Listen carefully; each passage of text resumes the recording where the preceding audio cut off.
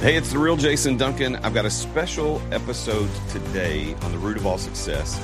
We're going to replay an episode where I was the guest on Phil Risher's podcast, the Phlash Podcast. That's spelled P-H-L-A-S-H. So go check it out, the Phlash Podcast. Phil's got a great show. He's got a great personality, and I think he asks such great questions. Not every podcast host can do that, and he did a good job. I thought, you know what? I want to release this as a special episode here on my podcast, The Root of All Success. Here is episode number 290. I hope you enjoy this conversation that Phil and I had on his show, and I want to encourage you to go follow, like, and subscribe to the Phlash Podcast as well. Enjoy. Welcome back to the show. I'm your host, Phil Risher, and on today's episode, we're going to be discussing how to exit your business without exiting with the real Jason Duncan. Thanks so much for joining us today, Jason. Glad to be here, Phil. Yeah, I appreciate it. So Jason Duncan is a successful entrepreneur, business coach, author, best known for his innovative approach to entrepreneurship called Exit Without Exiting. He has built multiple multi-million-dollar businesses, including a highly successful energy efficiency company featured in publications such as Inc. Magazine, Entrepreneur Magazine. He's a former educator, ministry leader, and Jason's passion for teaching has now evolved into coaching business owners on how to achieve success without sacrificing their freedom. TEDx speaker, podcast host of The Root of All Success, and an authority on helping entrepreneurs regain control of their business and lives. So Jason, can you share the story? How did you transition from a teacher to an entrepreneur, and what was your business? So when I was a school teacher, I taught 8th grade American history, and it was the love of my life. I enjoyed teaching probably more than anything that I had ever done. Okay. I was a great teacher, was the number one teacher in the county in my subject area. The students loved me. The parents loved me. Administration loved me. I really planned on being in education for the rest of my life until the Great Recession kind of caught up with all the school districts all over the country, but specifically in the school district that I was teaching in. It was a public school district here north of Nashville, Tennessee, in Sumner County. And my principal came to me one day, and it was April of 2011. And he said, "Hey, man, we need to talk." And I said, "Okay." He goes, "Let's sit down." I'm like, "Uh-oh, this is not good." And he went on to explain the fact that he had to cut 2 teaching positions from the building. And unfortunately, I was one of the 2 because I didn't have tenure. I was the last guy hired in the building, and that was how they had to make decisions at that time. Now I understand now they've changed tenure rules and stuff like that, but that was a sucky day. He said, "You're going to finish out the school year, and I'll do whatever I can to help you get placed somewhere else, but I can't keep you here in this school."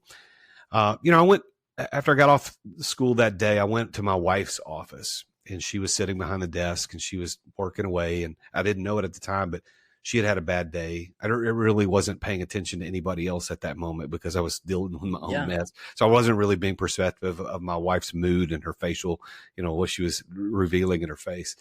And she goes, what are you doing here? And because it was not normal for me to stop by her office. Mm-hmm. And I told her. And of course, then I could see it in her face. The blood drained out of her face, and eyes got big. And she said, "Well, what are we going to do?" And I said, "I don't know. We'll figure it out."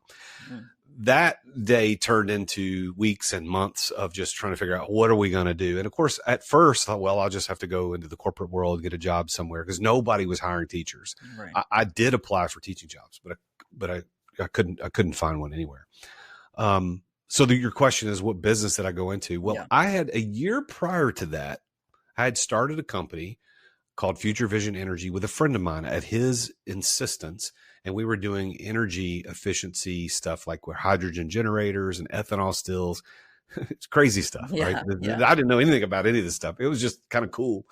And at that time, out of sheer desperation, I was just looking for, well, I've got this energy company. What could I do with it that would actually make some money? And so I LED lighting came as an idea. I thought, well, that's kind of energy efficiency. And that's what I did. So I started looking in that, and I told my wife, I said, my last paycheck from the state is going to be on August the 15th of this year, this 2011. I said, if I don't get a deal, if I don't sell something, I don't have money coming in, I'll go get a real job. Yeah. And on August the 12th, I closed what turned out to be a multi-million-dollar LED project in Middle Tennessee. And that was it. Here I go. Wow. So the business was going into commercial businesses or places and then taking their old lights that were inefficient and then getting new LED lighting in there. And you were getting these commercial contracts, like maybe bidding them or building relationships. Was that basically how it was? Yeah, you got it. That's we were doing LED lighting retrofits primarily in hospitals and large manufacturing facilities.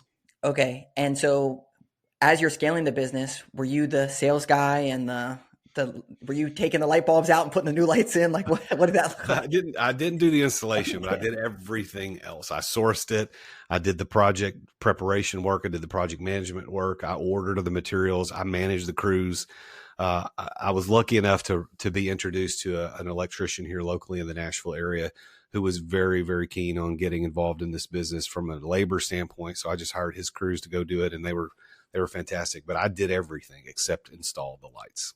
Okay, so the listeners' ears perked up when you said multi-million-dollar commercial contract and you got it and you didn't know what you were doing. So yes.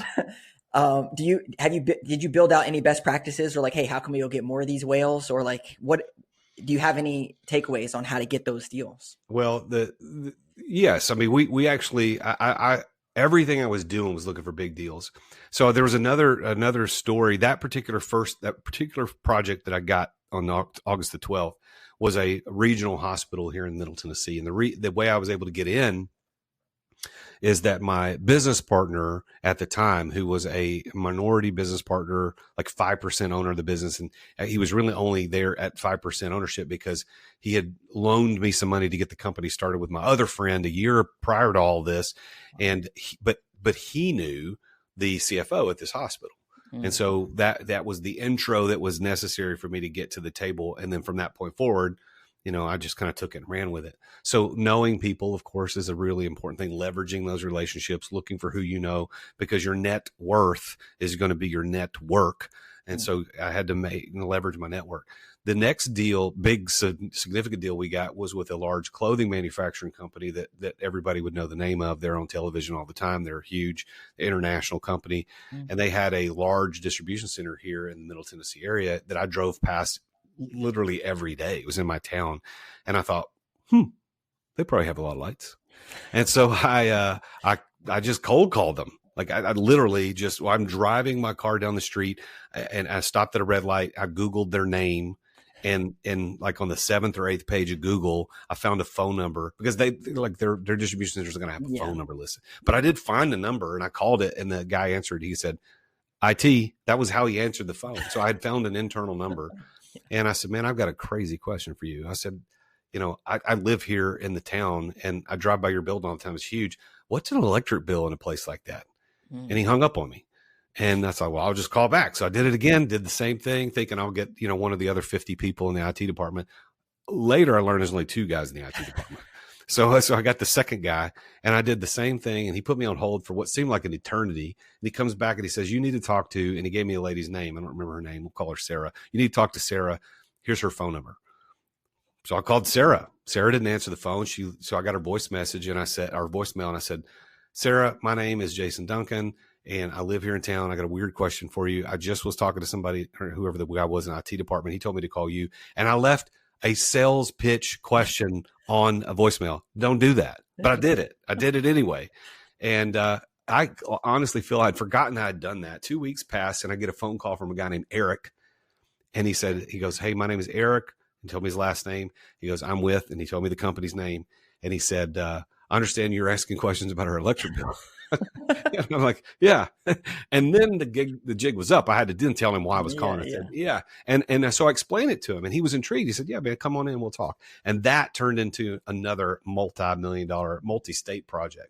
Wow. So the big takeaway is don't be scared to just call people. It's not some big scary thing. And also be a little persistent. Just because you get hung up on or voicemail, shoot your shots over and over again. And eventually someone's going to call you back or something's going to happen good from it, sounds like. That's right. Well, and too many people, and this is where I work with my clients now in my mastermind that I lead. We were just talking about this in our chat group this week. is that what assumptions are we making about other people that turn out to be incorrect, and it keeps us from doing what we should be doing. And one of the guys in our group, he was talking about, I've made assumptions way too many years on what the prospect is going to think or say in response to my call. They may, he said, I have this perception that they're going to be annoyed by me. They don't want to talk to a salesperson. They're not interested in what I'm selling. And I have to overcome all that. He goes, when I change my mindset to say, you know what, I don't know what they think. I don't know what they're expecting. I don't know if they're just bored and are ready to talk to somebody. So I'm just going to do my deal. And then once he started changing his mindset, his business changed.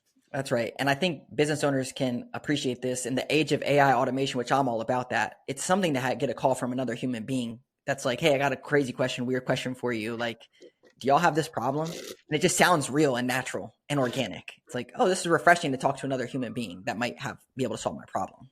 Yeah, that's for sure. I mean, we're all, as you said, we're all human, and we all want to interact with people in a meaningful and valuable way. We don't want our time wasted.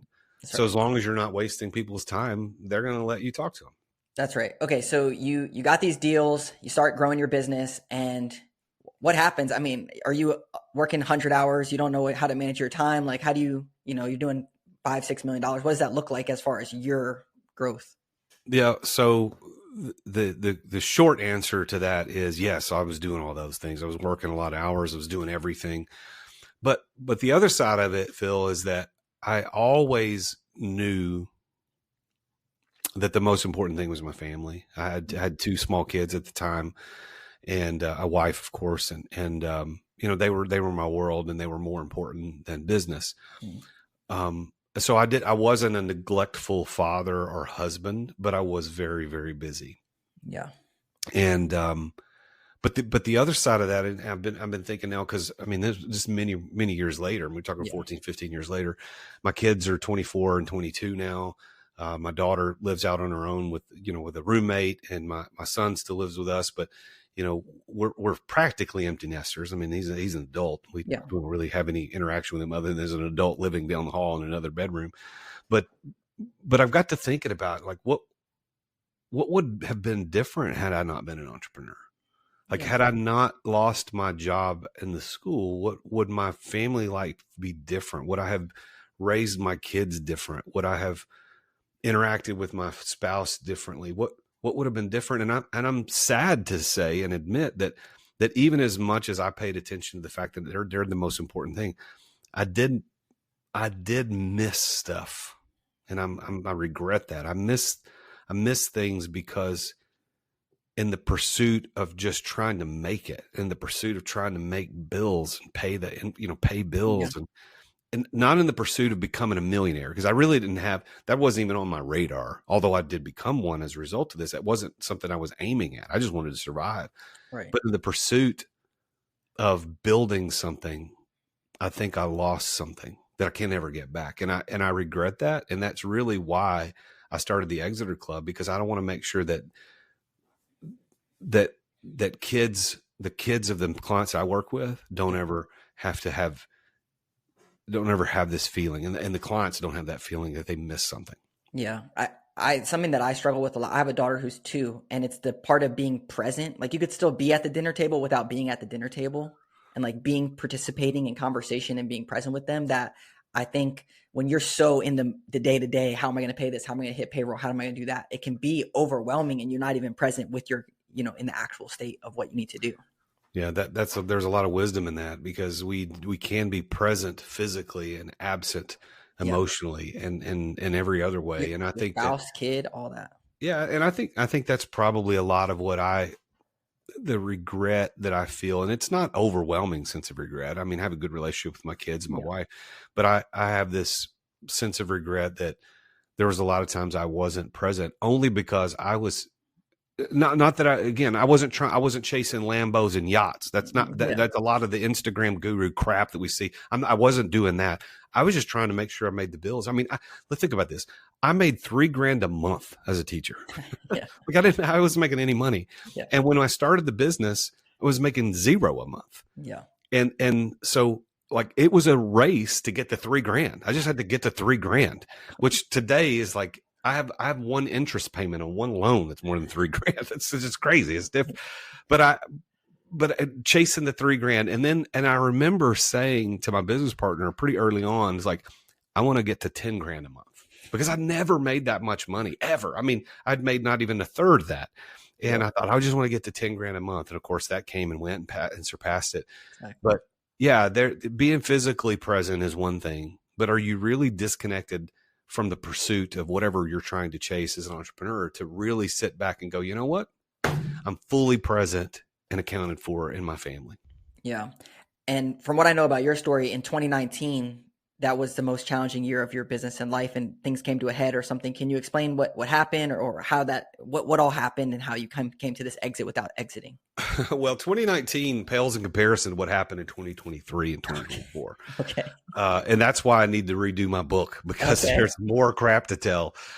Well, I'm familiar with 2024, and I'm curious to talk to you about that because you haven't said too much about it. So we can open that can of worms, but I'm curious. 2019 was another one. Well, so I don't talk a lot about what happened in 23 and 24, except in vague stuff. I'm not comfortable enough yet to dive into actually what happened because it's so painful and there's still crap going on. As a matter of fact, my intern who's sitting off camera right now, we were talking a little bit about this morning because he's here to learn how to be an entrepreneur, and I have to tell him the crap. Like, this is what happened.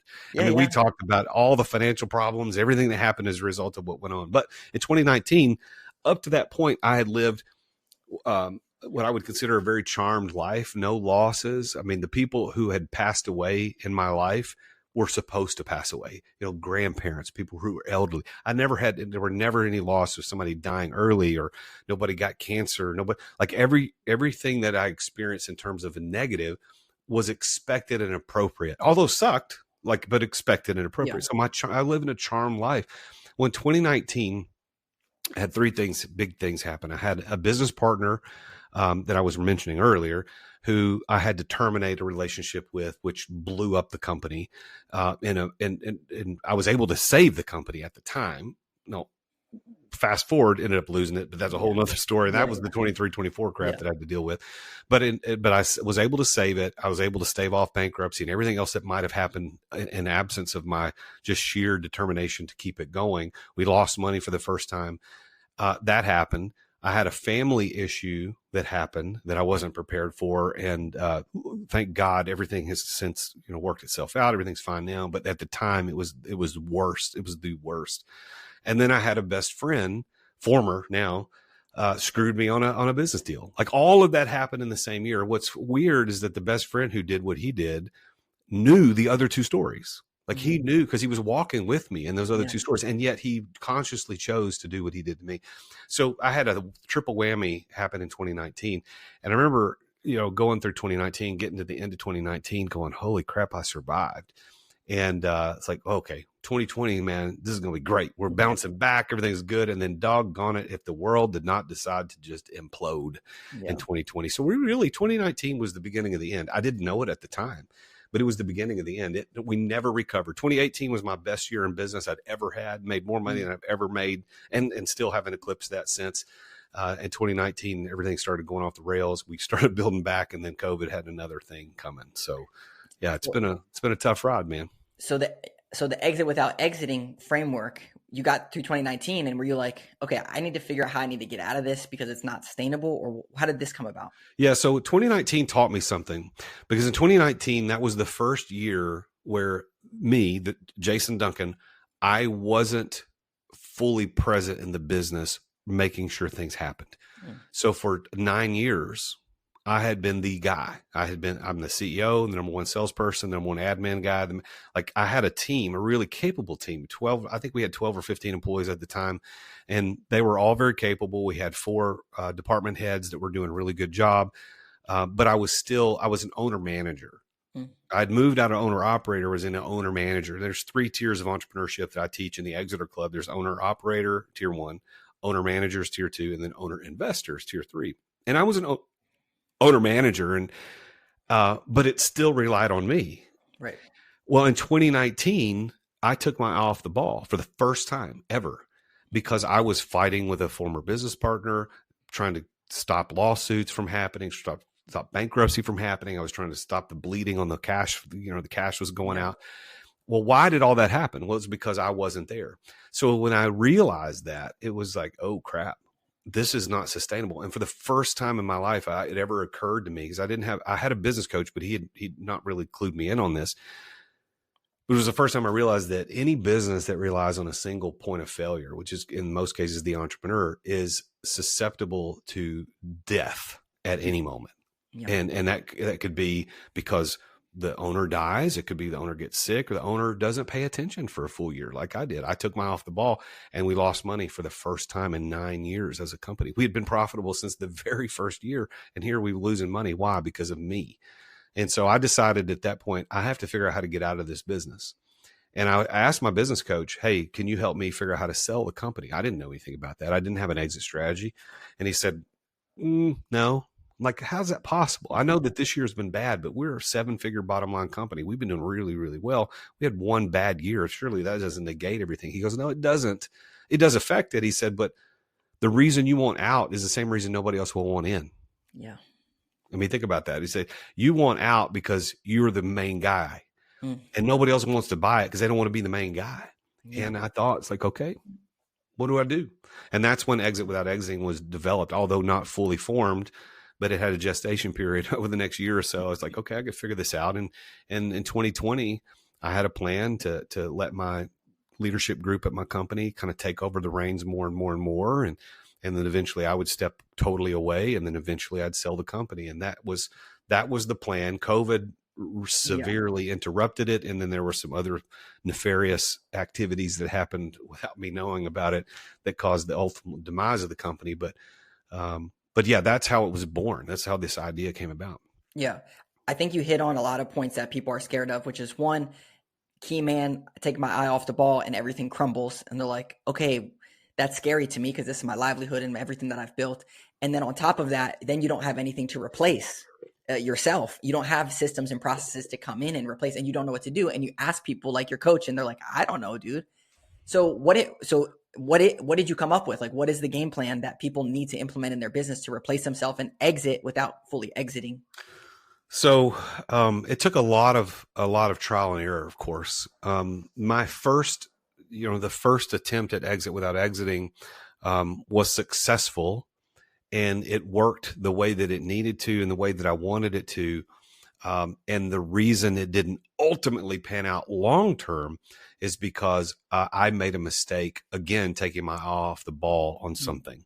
And so that probably is the through line in all of this, is that you can't take your eye off the ball. Even if you exit without exiting, which is what I teach and I advocate for, and nothing will ever change that, is that you have to put in place the protocol to check in on certain key metrics on a regular basis. And I simply didn't do that. And that's what ultimately led to the demise of the company. Now, what I have since developed is an entire framework called XOS, Exeter Operating System. And for those that are familiar with EOS, they'll be familiar with the idea. EOS is about how to run a company better, and that's great. But it stops short of, well, how do you run a company that increases in value and doesn't require you? Well, that's where XOS comes in. So I work hand in hand with EOS implementers to help implement EOS and XOS. And XOS starts with delegation. You got to learn to delegate. And then it's about assembling your support squad, making your support squads good on staff. Then your A team, because your A team is going to be the people that are going to run it in your absence. And then you're going to set up the right systems and automations. And then you're going to develop a passive profits machine. And then you're ready to exit without exiting. And once you get there, you have the ultimate choice. You can choose to sell or choose to keep it. It depends on what you really want and where you want to go next. I love that. And I just jotted some stuff down. The first thing I want to hit on is the eye off the ball situation. So since that was 2 pain points that you face with eye off the ball, the check-in side of things, is this like having those KPIs every week or month that you're saying, okay, as long as these things are good, the company should grow? Is that the premise behind it? Well, I think there's the main thing. If I had to boil it down to one thing that every entrepreneur needs to watch, is your finances. You need to be watching your finances like a hawk, because ultimately you are the one that's going to be standing or falling as a result of those finances. I was talking to Carson, my intern, today at lunch. We were talking about the fact that entrepreneurs by and large, make a significant amount more than their employees. And I make no bones about that. If I make $1 million and my assistant makes 50,000, that doesn't bother me whatsoever. Why? Because I took all the risk. Because if something falls, I'm the one who goes bankrupt. I'm the one who loses everything. My assistant or any other employee, I'm just using an assistant as an example, they get a job the next day. Like that, there is no risk that they're taking that's equal to the risk that I take, which is why I don't mind taking out, hundreds of thousands of dollars where I'm only paying, an employee tens of thousands of dollars. That's right. But ultimately what I'd say, Phil, is if I had to narrow it down, what do you have to keep your eye on is your finances. And frankly, nobody taught me that. I didn't know that until I had exited my company. Honestly, I did financial reviews once a month with my team, but I didn't know what the heck I was looking at. Nobody ever taught me how to read a P&L. I didn't even know what P&L stood for the longest time. I didn't know what a balance sheet was. That didn't make any sense to me. But now, golly, dude, once a month, my bookkeeper prepares those docs and we have a meeting and we go through them. And I look at percentages. I'll say, hey, we had this much income. And then historically, we've spent on this line item 5% of revenue on this line item, but this month it's 8. Why? Why is it 8 this month? Because that's nearly double. What's happening there? Oh, well, we misclassified something. Okay, good. Change that. Fix that. Or it could be, well, you spent X number of dollars. No, I didn't. Well, right here we have somebody spent it. They weren't supposed to. And then I go find it and I cut it. Where before, back in the day, I wasn't paying attention to that. I would just look at how much money did we bring in? How much money did we spend? What's left? Great. We'll move on. That's not that's not keeping your eye on the ball. That's not at all it. You've got to be very, very, very diligent at keeping up with your finances. I'm also a big advocate of the profit first bookkeeping methodology. I don't know if you're familiar with that, but Mike McAllowicz wrote the book Profit First many years ago. He's been on my show a couple of times. Love the guy. He's a genius when it comes to stuff like that. But me logging into my bank account right now and being able to see how much is in income, how much is in OPEX, how much is in owner comp, how much is in taxes, how much is in profit. I could see that really quickly and go, okay, we're good. We've got enough money in there. Where before we just had one bank account and it was like, okay, we got $100,000 in there. That's fantastic. But what I didn't realize is that I needed $102,000 for payroll or something, so profit first bookkeeping and then paying attention to your P&L in your balance sheet. I think that's so critical for entrepreneurs, no matter what stage of business you're in, whether you're ready to exit or not. I agree. I want to unpack this a little bit. So keep your eye on the ball, mostly financials. I think you hit it, which is manage your numbers based off percentages. So if you use a P&L in QuickBooks, you can run it based off percentages and see the percentage of that expense versus your revenue. And if you have everything broken out by percentages, you'll be able to know very quickly if this is going to be working or not and your cash flow in those specific buckets. You got it. That's exactly right.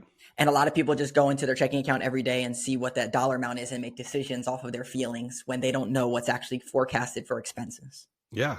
Well, what's funny is I meet with my accountant and I meet with my bookkeeper once a month just to review, P&L and balance sheet. And she asks questions about, hey, we had this $500 and something expense come in on this. What was that for? Just to classify things. And then I meet with my accountant and my bookkeeper together once a month. And part of that meeting literally is, here are the credit cards that need to be paid this month. Here's the debt payments that need to be paid this month. Here's payroll that needs to go out. How much should I pay? Because I want to pay down debt aggressively because I hate debt. And I wish I'd never gone into any business debt. But I'm trying to mitigate that and pay it down quickly. And we have a spreadsheet that shows how much cash is available and what debt's paid out or what bills are still due, whether it's payroll or whatever. And he says, okay, put an extra $5,000 on that Visa this month, or you need to earmark a certain amount for your whatever on this month. And hey, just watch this.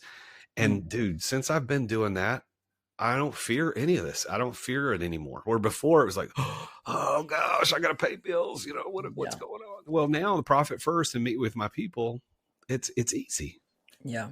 I think one of the big things, the owner manager that you mentioned before, to get to that owner investor, if you act like an owner investor would, which an investor in anything would know the numbers on a monthly basis. If they were investing millions of dollars or hundreds of thousands of dollars of their hard-earned money, you better believe they're going to know the numbers on whatever they're investing in.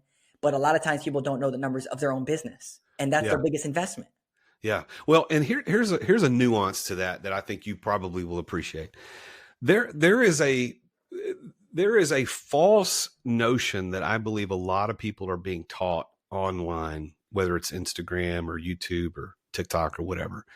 And this idea of knowing your numbers, and they say, you better know your numbers. I agree. We just illustrated why you should and the fact that you should. But here's where there's a nuance to that I think is unhealthy and is actually having the opposite effect from what people think they're trying to do. And there's a popular creator I follow. I'm not going to say her name because I like her stuff, but she tells the story about meeting a billionaire and the billionaire questioning her, how much money did you make last month? And she goes, oh, about, and she gives a number. He goes, about, you don't know your numbers? And the whole point of her telling the story was you got to know your numbers to the point where if you can't recite that it was $102,592 and not just there's about 100, like you're not doing it right. And I believe that makes more people go, well, then I'm not interested. I just don't I can't remember all that. So when I say know your numbers, I'm saying, hey, have an understanding of what your numbers are doing. Look at those percentages. But if somebody grills me at a dinner meeting, how much money did you make last month? I say, oh, about $100,000. If that person pushes back, well, if you don't know your numbers and you're never, shut up. Look, listen, there are some savants among us that can memorize that and know that crap. And you know, it was $102,519. Well, that's fine. But you can't tell me that you got to know that granular level. I think that's ridiculous to even expect it. So I think people like her, I'm not going to say her name, but are promoting this and they're missing the point. They're swinging the pendulum way too far to one side. Look, entrepreneurs like Phil, you got people that follow you. Yeah. Know your numbers. That doesn't mean you got to know it to the penny or to the dollar, but you better well know it. Because if I say, how much money did you make last month? You're like, man, I have no idea. That is not the right answer, dude. You better know it. I know.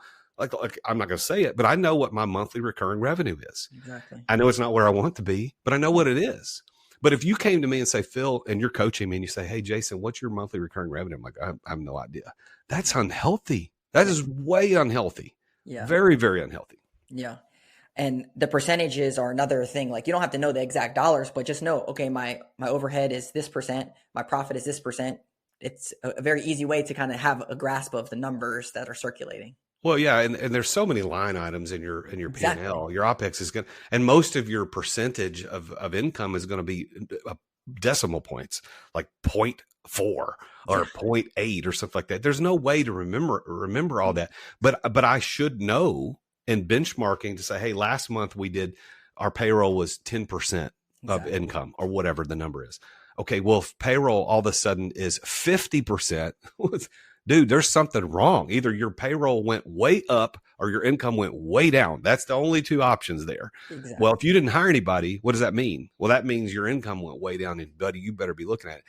Take me back to 2019. Had I been paying attention the way that I'm talking about today, I would have seen early. I would have seen by the end of April. I would have known before we got done with we're moving into quarter two. I would have been like, hey, guys, percentages are way off. And I could have, worst case scenario, I could have laid people off. I could have shuttered expenses. I could have done a lot of things. But at the end of the year, because I didn't pay attention, lost $1 million. That's a lot of money because I just wasn't paying attention. Yeah, I completely agree with you. Percentages are huge, and it could prevent a ton of missed opportunity and lost revenues. So let's say someone is like 1 to 5, 1 to 10 million. And they're like, okay, exiting without exiting sounds nice. I don't want to fall into that trap of being the key man, and I want to be able to grow my business while being that owner investor. You kind of outlined here this XOS system. Out of all the things that you said, delegate, build this A team. Is there something that someone should start with, or what should they do to begin? Well, the first thing they got to do is your mindset's got to be right. There's a thing called the hero syndrome that I talk about in my book, and I believe it's something that affects a lot, or if not every single entrepreneur. And that is that they buy into and believe the hustle and grind mentality, and they believe that that's a lifestyle, not a phase. And I believe hustle and grind's a phase. Every entrepreneur has to go through that phase. But what happens is so many entrepreneurs go into that phase and then commit to it as a lifestyle. That, hey man, it's all about the hustle and grind. No, it ain't. Listen, Elon Musk, Jeff Bezos, Bill Gates, they hustled and grinded early. but they don't hustle and grind anymore. And I don't care what you say about Elon. Like, I get it. He's a freak and he works a lot of hours, but he's not hustling and grinding the same way the dude is trying to sell t-shirts online. We're not taught. This is completely different mentality. Right. Hustle and grind hero syndrome affects people by making your business dependent upon you to save the day every time something goes wrong. And just like I've illustrated in my story, if the business depends on you, what happens when you're not there? If you're not there to save the day, you lose the business. Right. Now, think about it this way. If a farmer had a horse and he loved his horse, and the horse gives birth to a baby, a foal, gives a baby horse. And he says, I love my horse. I want to make sure I take care of his baby. And so as soon as the baby horse is born, he picks that horse up and he says, I'm going to make sure that this horse has everything it ever needs. And he carries that horse with it every place the horse goes. He carries it to eat. He carries it out to the pasture. He carries it to the shade. He carries it to water. The horse never walks. The farmer does it. Now, as that horse grows, the farmer looks kind of silly carrying this huge animal. And his neighbor looks across the fence and he says, man, that's kind of silly. Why are you carrying this big animal around? He goes, well, I love my animal. I want this horse to be taken care of. He goes, well, yeah, but look what it's doing to you. It's crippling you. You can't move like you used to could move. You're hurting now. And if you set that horse down and left it alone, it's going to die. It doesn't know how to walk. Well, that's exactly the way a lot of entrepreneurs treat their businesses. They treat it as their baby. They show up mentally at the beginning as the hero, and they carry it everywhere it goes, and they never put it down. And then when they decide, okay, this is hurting me, I need to put it down, they go through what I went through. Yeah. They lose a lot of money. They nearly lose the company. And then when they finally set the business down and walk on its own, it's not able to. Mm-hmm. And that's not good. So the hero syndrome, the first thing people need to kind of come to grips with is this mindset. You got to shift your mindset from being the operator to the aspiration of being an investor. So once they shift that mindset, the hustler has to die, the leader has to be born, investor has to be born. Is it like, hey, don't come to me with your problems anymore. You got to figure it out. Put your, now you have a layer of managers in between you, all those things, or how do you go about setting that forth with your team? Well, it needs to be explained to the team why you're doing it. I believe that part of delegation is explaining why something needs to be done. And it's understanding, listen, I need you to do this. And here's why. Here's why this is important. Because if you do this, then all these other things can happen as a result. If you do this, then I can do this. Our job as the entrepreneur is to be the architect of our business. And the architect is supposed to do three things and three things only: set the vision, communicate the vision, and build the asset. That's it. Everything else needs to be delegated out. You should not be the operator of your business.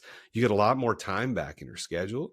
You get a lot more energy back, and your asset can continue to grow. If I'm going to be an investor in an apartment complex, I can't go collect the rent, mow the grass, trim the bushes, and unclog the toilets. That's not how investing in an apartment complex works. That's other people have to do that stuff. If I insist that I have to do it, I will only be able to buy one apartment complex and probably won't manage it very well. Yeah. I mean, you're laying it all out there, and everyone, as you're saying this, is like, I'm carrying this big horse. I got all this stuff. I'm doing all this stuff. So inside of your coaching program, you walk people through, like they come in and you do an assessment of what they're doing, and then you help them go through this process. Is that how it works? Yeah. As a matter of fact, we have 6 coaches on our team. Okay. We have a CPA, we have an investment banker, we have an attorney, we have a wealth manager, and we have a mindset coach, and then me. So there's 6 of us that work with our clients. So everybody who comes in the Exeter Club spends the first 90 days doing what we call kickstart consultations. And they get to meet 1 hour one-on-one with each of the coaches in a certain sequence.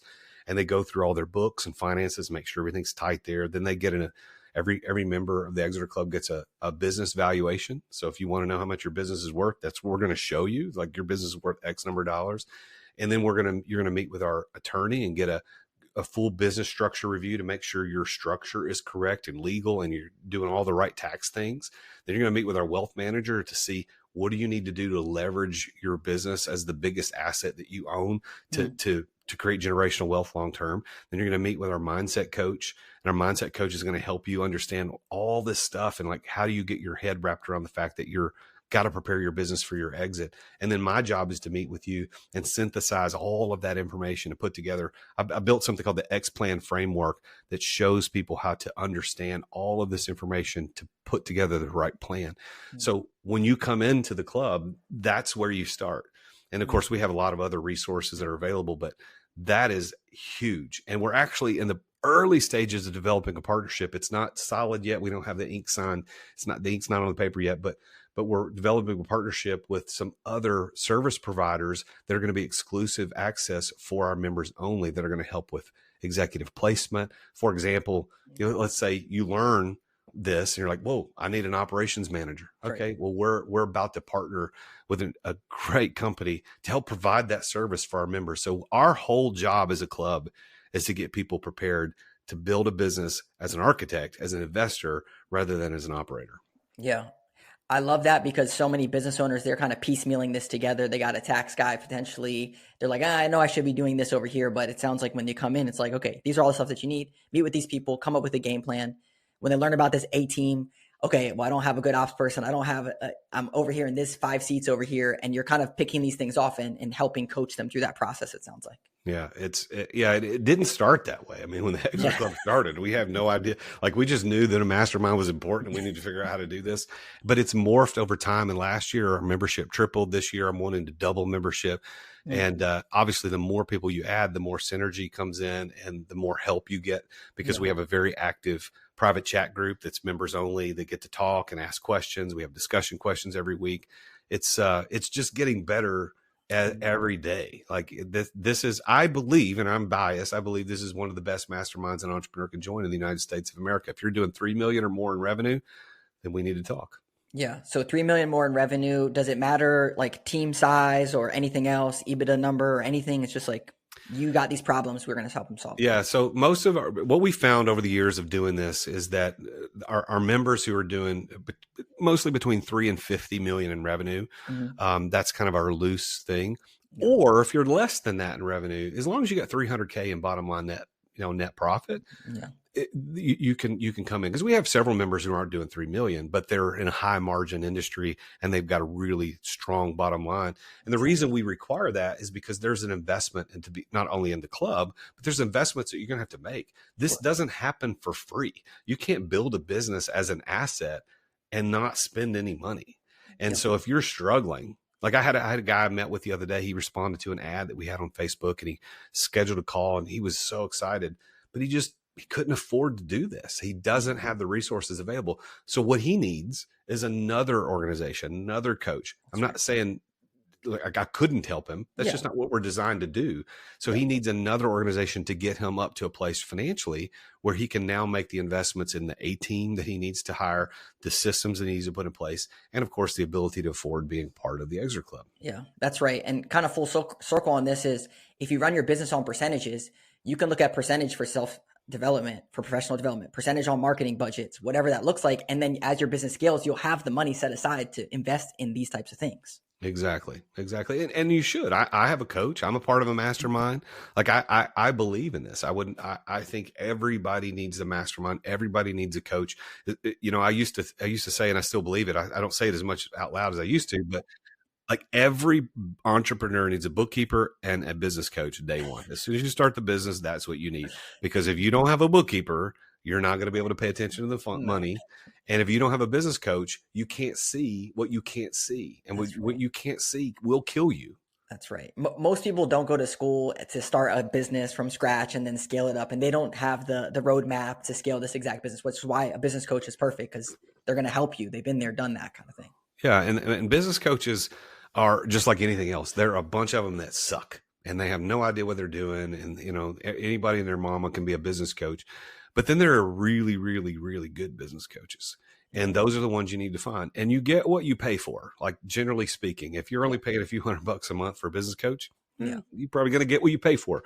So you need to invest appropriately, and it needs to be within reason. I mean, if you're only making $1 million a year or $2 million a year revenue wise, spending $50,000 a year on a mastermind or a business coach, probably not a wise decision. But then again, like if you have a strong trajectory, and by the way, the Exeter Club doesn't cost $50,000 a year. I just want to make sure everybody. I wasn't telling you that because of us.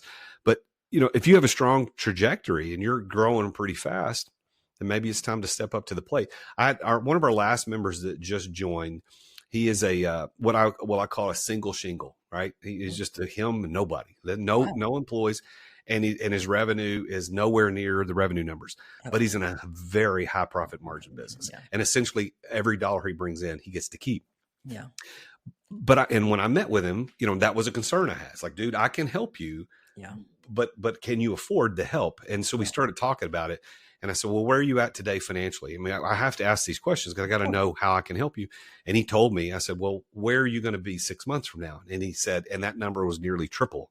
I said, oh, okay. So it's moving pretty fast. He goes, oh yeah. He goes, I need to prepare for this as we get ready to grow. I can't wait until I'm there, because he wants to hire people. He wants to hire an assistant. He needs to hire people on staff to help. And he looked at the Exeter Club as one of the ways to help him get there quicker than he could on his own. Yeah.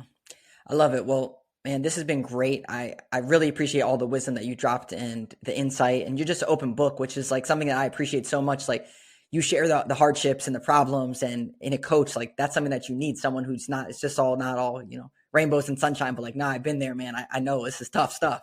So, well, I appreciate you saying that, because for a long time I struggled when I was going through my hell in 2023. At the end of 2023, we had a workshop with the Exeter Club, and we had it at my office. And part of what we do in our workshops is we do a live hot seat session where everybody gets, an hour or so to really just open up what issue or opportunity you're dealing with. And I had not at that moment shared anything about my struggle. I had not shared anything. I'd kind of kept it close to the vest, because my fear was, if I tell people that I'm in the midst of losing a business, that I would be looked at as a failure. And how can I pay you money to join a mastermind when you don't even know how to run a business? Those are all the false ideas run through my brain. And one of the guys in my group, to his credit, he looked at me and he could tell something was wrong. He goes, man, Jason, you never go in the hot seat. Would you like a hot seat today? And that's right. I never do it, because I'm the facilitator. I'm not going to take time from my clients. And I said, well, that would be nice if you guys don't mind. And I said, screw it. I'm going to be very vulnerable, transparent. I'm going to tell the whole story.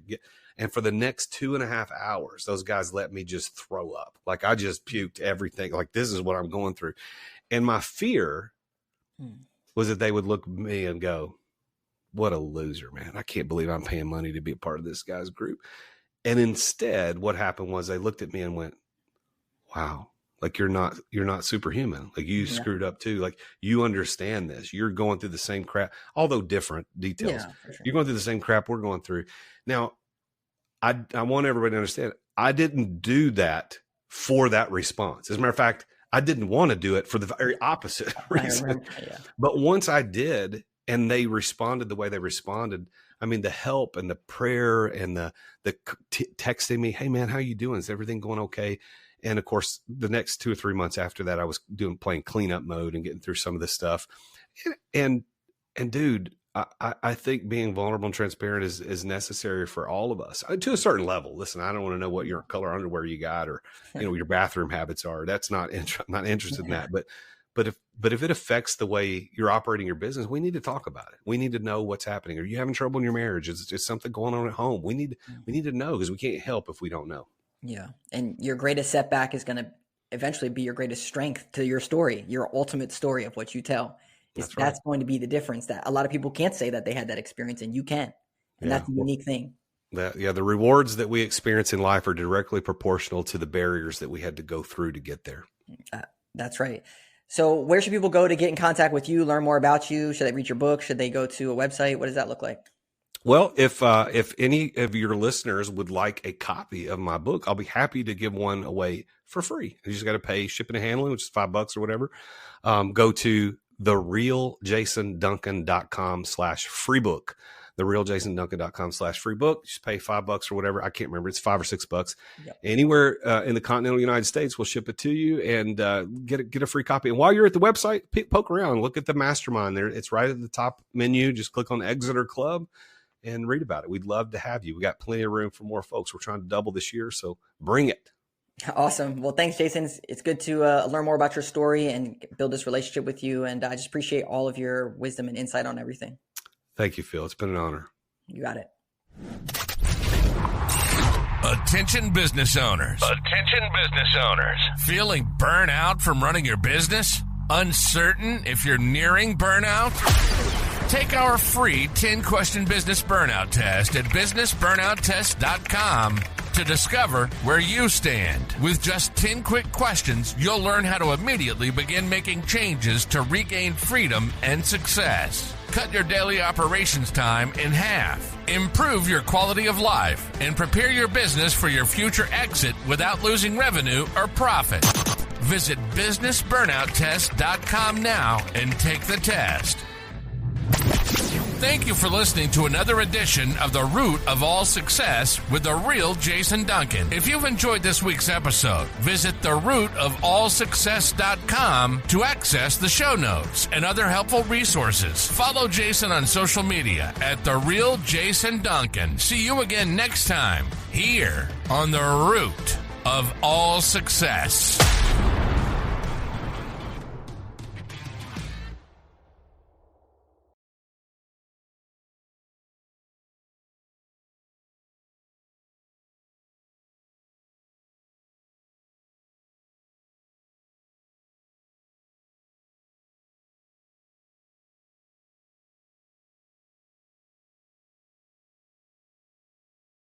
This podcast is a part of the C-Suite Radio Network.